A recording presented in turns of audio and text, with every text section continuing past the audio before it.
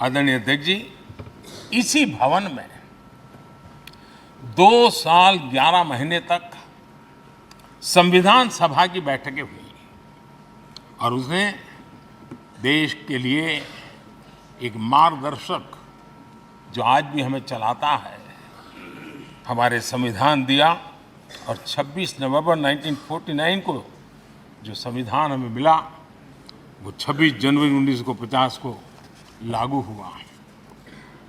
इन 75 वर्षों में सबसे बड़ा जो अचीवमेंट है वो ये है कि देश के सामान्य मानवी का इस संसद पर विश्वास बढ़ता ही गया है और लोकतंत्र की सबसे बड़ी ताकत यही है कि इस महान संस्था के प्रति, इस महान इंस्टीट्यूशन के प्रति, इस व्यवस्था के प्रति उनका विश्वास अटूट रहे, विश्वास उनका बना रहे। इन 75 वर्षों में हमारी संसद ने जन भावनाओं की अभिव्यक्ति का भवन भी बना दिया। यहाँ जन भावनाओं की पुरजोश अभिव्यक्ति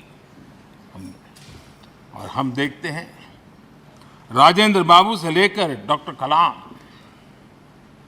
रामनाथ जी कोविंद और अभी द्रौपदी मुर्मू जी, इन सब के संबोधन का लाभ हमारे सदनों को मिला है, उनका मार्गदर्शन मिला है। आदरणीय अध्यक्ष जी, पंडित नेहरू जी, शास्त्री जी, वहां से लेकर के अटल जी, मनमोहन सिंह जी तक एक बहुत बड़ी श्रृंखला जिसने इस सदन का नेतृत्व किया है और सदन के माध्यम से देश को दिशा दी है, देश को नए रंग रूप में ढालने के लिए उन्होंने परिश्रम किया है, पुरुषार्थ किया है। आज उन सबका गौरवगान करने का भी अवसर है। आदरणीय अध्यक्ष जी, सरदार वल्लभ भाई पटेल, लोहिया जी, चंद्रशेखर जी, आडवाणी जी, न जाने अनगिनत नाम जिन्होंने हमारे इस सदन को समृद्ध करने में, चर्चाओं को समृद्ध करने के लिए, देश के सामान्य से सामान्य व्यक्ति की आवाज को ताकत देने का काम इस सदन में किया है। विश्व के भी अनेक राष्ट्राध्यक्षों ने हमारे इन सदनों को संबोधित करने का भी अवसर आए हैं और उनकी बातों में भी भारत के लोकतंत्र के प्रति आदर का भाव व्यक्त हुआ है। आदरणीय अध्यक्ष जी, उमंग उत्साह के पल के बीच भी कभी सदन की आंख से आंसू भी बहे। ये सदन दर्द से भर गया जब देश को 3 अपने प्रधानमंत्री उनको अपने कार्यकाल में ही खोने की नौबत आई, नेहरू जी, शास्त्री जी और इंदिरा जी। तब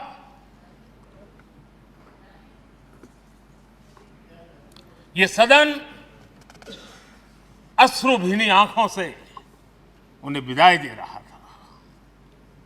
आदरणीय अध्यक्ष जी, अनेक चुनौतियों के बावजूद भी हर स्पीकर ने, हर सभापति ने बेहतरीन तरीके से दोनों सदनों को सुचारू रूप से चलाया है और अपने कार्यकाल में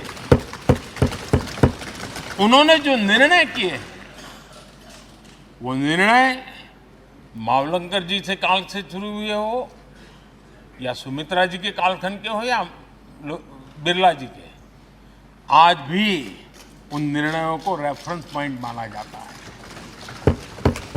ये काम हमारे करीब 17 स्पीकर और उसमें 2 हमारी महिला स्पीकर ने भी, और मावलंकर जी से लेकर के सुमित्रा ताई तक और बिरला जी का मार्गदर्शन आज भी हमें मिल रहा है। हर एक ने अपनी अपनी शैली रही है, लेकिन उन्होंने सबको साथ लेकर के नियमों कानूनों के बंधन में इस सदन को हमेशा ऊर्जावान बनाए रखा है। मैं आज उन सभी स्पीकर महोदय को भी आज वंदन करता हूं, अभिनंदन करता हूं। आदरणीय अध्यक्ष जी, ये सही है कि हम जनप्रतिनिधि अपनी अपनी भूमिका निभाते हैं, लेकिन सातत्यपूर्ण तरीके से हमारे बीच जो ये टोली बैठती है उनकी भी कई पीढ़ियां बदल गई है। कभी कागज लेके दौड़ के आते हैं, उनका भी योगदान कम नहीं है।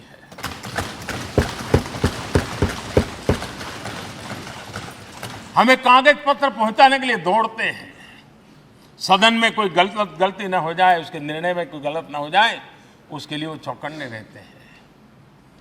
जो काम इनके द्वारा हुआ है उसने भी सदन के क्वालिटी ऑफ गवर्नेंस में तेजी लाने में बहुत बड़ी मदद की है। मैं उन सभी साथियों का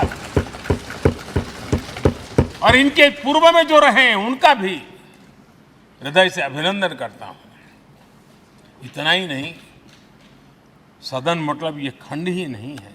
इस पूरे परिसर में अनेक लोगों ने, किसी ने हमें चाय पिलाई होगी, किसी ने पानी पिलाया होगा, किसी ने रात रात चली हुई सदन को किसी को भूखा पेट रहने नहीं दिया होगा। कई प्रकार की सेवाएं की होगी। किसी ने माली ने इसके बाहर के एनवायरनमेंट को संभाला होगा, किसी ने इसकी सफाई की होगी।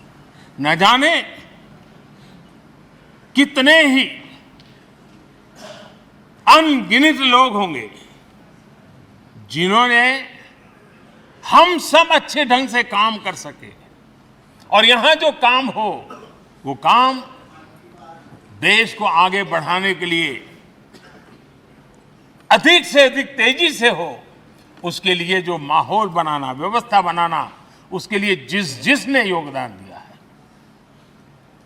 मेरी तरफ से भी और इस सदन की तरफ से भी मैं उनका विशेष रूप से नमन करता हूं।